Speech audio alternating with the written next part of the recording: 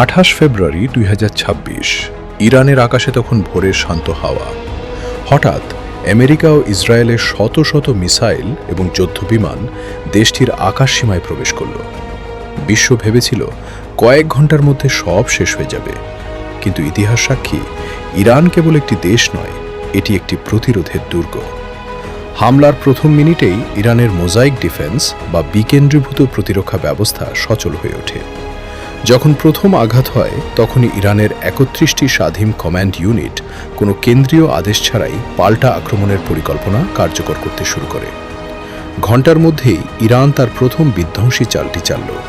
কয়েক শত মিসাইল লোহিত সাগর পাড়ি দিয়ে সরাসরি আঘাত হানল ইসরায়েলের সামরিক ঘাঁটিগুলোতে, বিশেষ করে নেভাটিম এয়ারবেস, যেখান থেকে F-35 বিমানগুলো উড়ছিল তা ধোঁয়ায় আচ্ছন্ন হয়ে পড়ে। হাইফা বন্দরের জ্বালানি ট্যাঙ্কারগুলো তখন জ্বলছে। ইরানের এই নির্ভুল আঘাত প্রমাণ করল যে তাদের মিসাইল টেকনোলজি কেবল সংখ্যায় নয়, মানেও শ্রেষ্ঠ। প্রথম দিনেই তারা বুঝিয়ে দিল আঘাত করলে তা ইসরায়েলের হৃৎপিণ্ড পর্যন্ত পৌঁছাবে।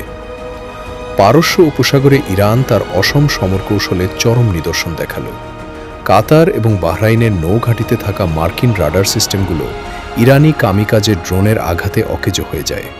এতে পুরো অঞ্চলের আমেরিকান আকাশ প্রতিরক্ষা ব্যবস্থা অন্ধ হয়ে পড়ে। সবচেয়ে বড় চমক ছিল সুইসাইড ড্রোন এবং নূর অ্যান্টিশিপ মিসাইলের ব্যবহার। একটি মার্কিন তেলবাহী ট্যাঙ্কার এবং দুটি ছোট যুদ্ধজাহাজ ক্ষতিগ্রস্ত হওয়ার পর হরমুজ প্রণালী দিয়ে জাহাজ চলাচল স্থবির হয়ে পড়ে।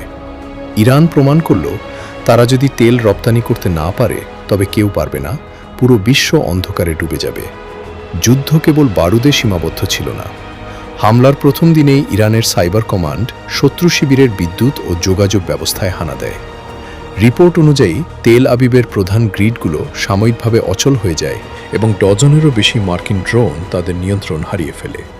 পাশ্চাত্য প্রযুক্তিকে তারা তাদেরই অস্ত্র দিয়ে ঘায়েল করে। ইরানের তরুণ ইঞ্জিনিয়াররা প্রমাণ করলেন যে মাটির নিচের বাংকারে বসেও তারা ওয়াশিংটনকে চ্যালেঞ্জ করতে সক্ষম। মধ্যপ্রাচ্যে একে একে ধ্বংস মার্কিন রাডার এবং সেই সাথে ধ্বংস হচ্ছে ইসরায়েল ও আমেরিকান আধিপত্যবাদের অহংকার। IRGC কমান্ডাররা বলছে, পালানোর পথ খুঁজে পাবে না আমাদের শত্রুরা। যুদ্ধের 10 দিন পার হয়ে গেছে, শত শত বোমা আর হাজারো নিষেধাজ্ঞা ইরানকে দমাতে পারেনি। তারা প্রতিটি আঘাতের পর আরও শক্তিশালী হয়ে ফিরে এসেছে।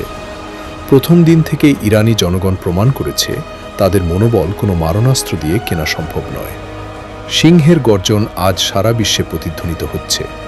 আজ কেবল ইরান লড়ছে না, লড়ছে একটি মর্যাদা এবং স্বাধিকারের চেতনা।